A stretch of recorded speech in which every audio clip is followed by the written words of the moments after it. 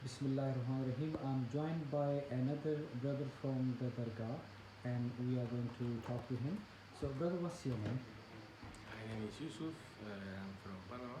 Eh, eh, My name is Yousaf. I'm from Panama. So, you are from Panama. And how did you ended up in Dargah? How did you come? How did you come to know Maulana? We're just passing by here. Yeah, I actually met Sheikh Nazim, yeah, Sheikh Nazim, Maulana Grand Sheikh Nazim, 15, 10, no, 15, 10 years ago, about 11 years ago actually. And the way we met was on I was from Mexico when I actually met him in Mexico. Yes, Oh, you met in Mexico for I the was first living time. I was living in Mexico. Yes. Yeah. And how did you go to the place, or how did you come to know, in Mexico? Well, I was already Muslim, a convert, alhamdulillah, and then I was living on a madrasa, on a mosque, derga of different tariqah. Yeah, And in that moment, it was the 15th of Ramadan of 2010, yeah, actually, year 2010, which I think is 1432 of Islamic calendar.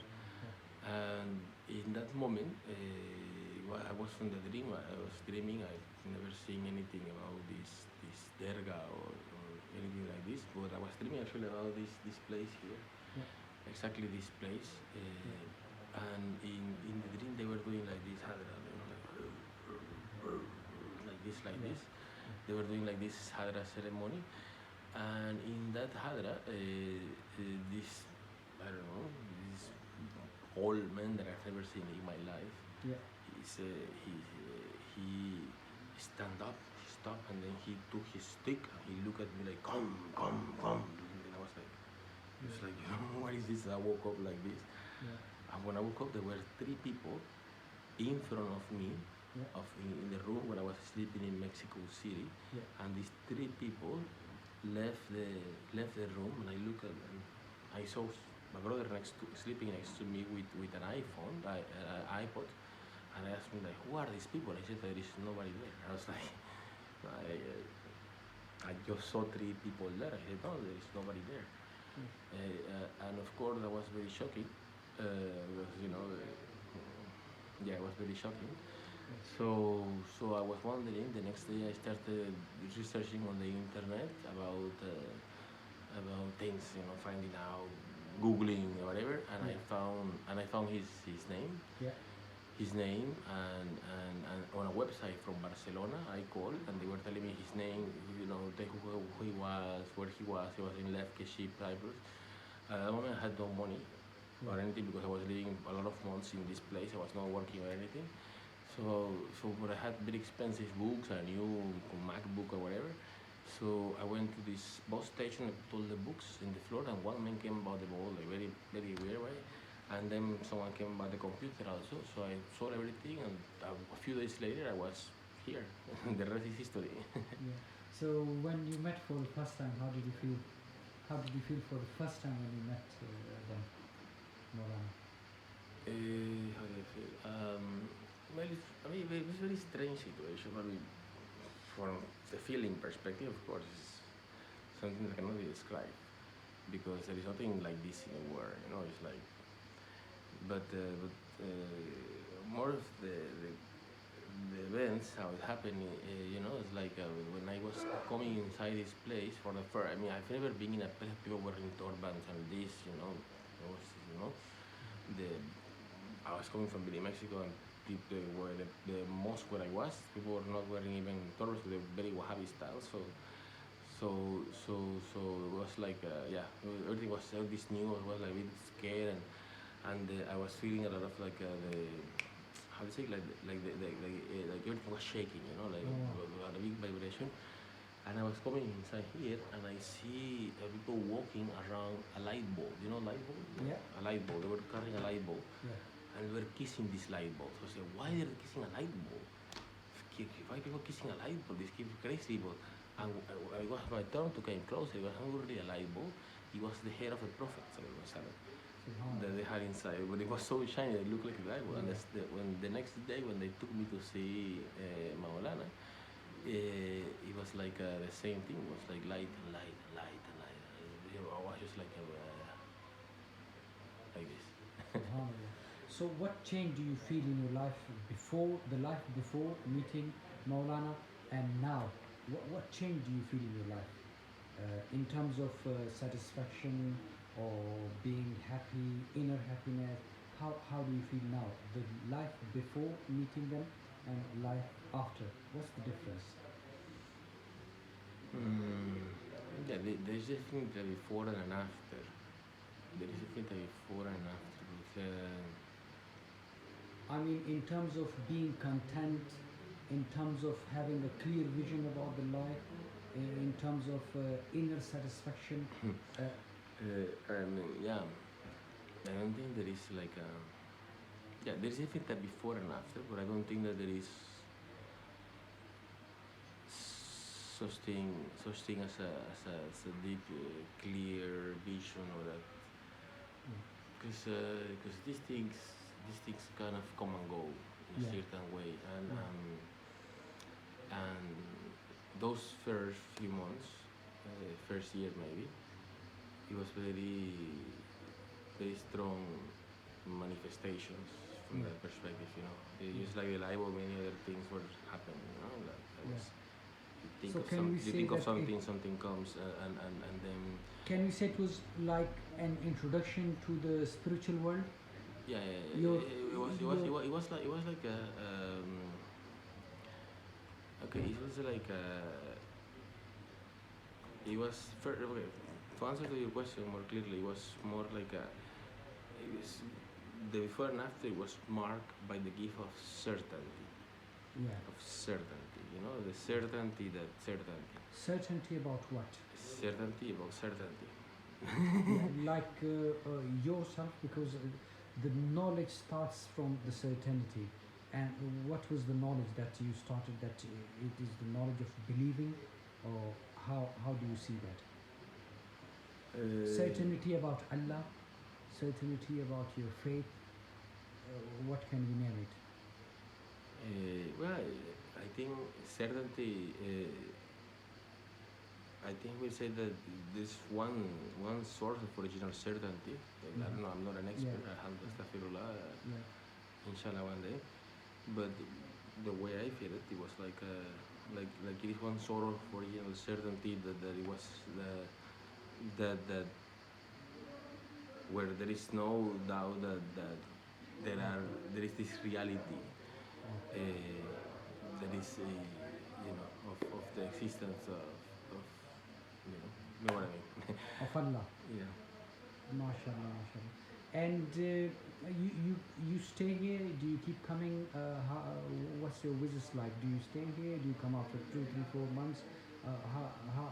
What's your? I mean, I see people coming from different part of the world, yeah, and they are coming for a week, 2 weeks, 3 weeks, and then they'll go back. How is your routine like in terms of staying here? Well, things have changed a lot in the last few years because since Sheikh Nazim passed away and this and that, and now our new Sultan is in Istanbul. Of course, it's also like it's like being into places Yeah. in a certain way. But basically, every time there is a need or an opening, we don't come here because it's just how do you say this? Just because we have this impulse, I have many times the impulse of coming, but then sometimes it's like it's like they're pulling you, like the magnet activates, and Yeah. then there is an opening, and everything opens, and it becomes very easy, and you're here the next day. It's like this. The last time I came was one day on a valley in the mountains without no plan in Panama to come here, and the next Friday I was here. So it's like it was like this usually. It just happens. So I have a specific. I don't know who have.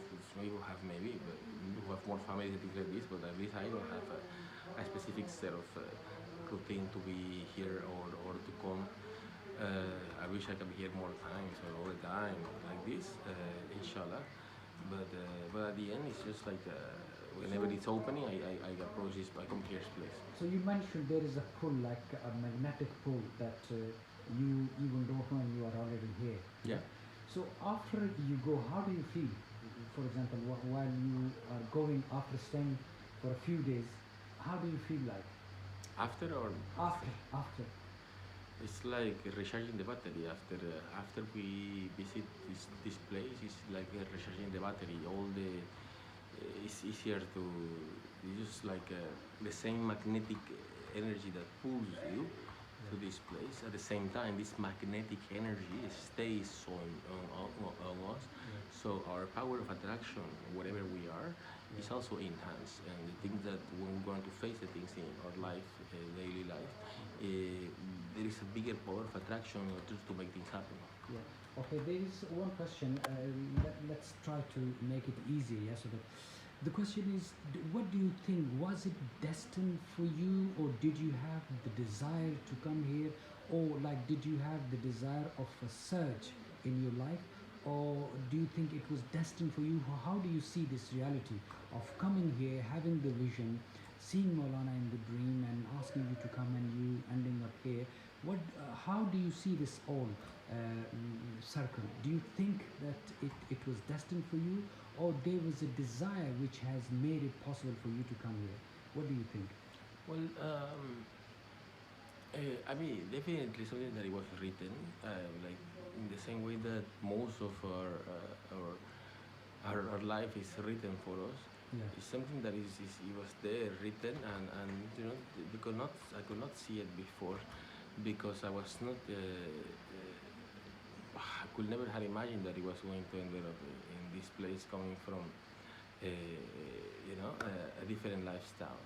Where for me, these people will turban, what mass media produces about them. So you tend to have a different opinion, actually. Um, but yeah, after you reach the peak of the not a peak, I don't think there is a peak, but after you reach something, Yeah. you realize how all the actions that you did around your lifetime took you to that point. Yeah. Because you were destined there, and all Yeah. these small incident or the events have taken you where you were supposed to be. Yeah, exactly. So many things in our life, sometimes we used to what we call mistakes. They're not really mistakes. You're just like one thing, something that I was just making my way here. MashaAllah. Brother, it was really nice talking to you, and very nice to have heard your experience, the spiritual experience. Do you have anything as your last words to say on this video? Do you want to say something, any message to the young generations or the people? No, I don't think that I'm allowed to send a message, but alhamdulillah, whenever we feel the something inside of us that moves us into one direction, Yeah. we need to lose our minds a little bit to follow this direction. Do you think following somebody, is it easy? Is it hard for someone following someone? How it is? Is it easy for everybody to follow someone? Or I what do you think think? we will have different egos. I think we will have different egos because at the end, this following thing is a thing of the ego. Yeah. The ego is the one who needs this discipline, this Yeah. all this time. This Yeah. decision to focus, and because at the end, what the Sheikh does is just like make you nothing. So then, when you're nothing, you're everything. Yeah. Subhanallah. Thank you very much, brother. It was really nice talking to you. Jazakumullah khair.